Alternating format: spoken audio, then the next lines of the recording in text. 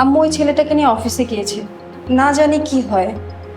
খারাপ কিছু হলে কি আমরা ছেড়ে দেবো নাকি? ওই ছেলেটা না আসলে আম্মুকে বশ করেছে। এবার ভয়ে আছে কোন দিন জানি বাড়িটাও লিখে নেয়। সেটাই চিন্তা করতেছি কি করা যায়। হ্যালো, তোমার সাথে কথা বলার জন্য অফিস থেকে নিচে নামলাম। অফিসে কি হয়েছে জানো? তোমার আম্মু কি করছে?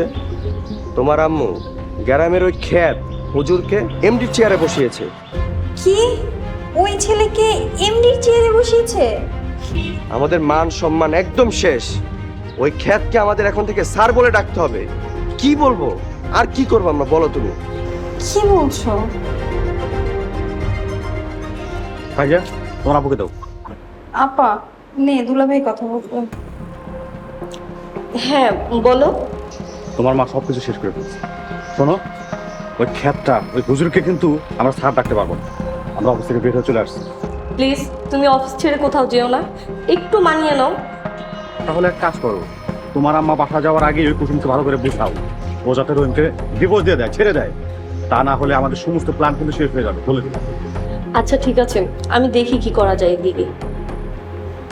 আচ্ছা ঠিক আছে, এই চল কুসুমকে যে কিছু একটা বুঝাই, দেখি কি করা যায়। চলো।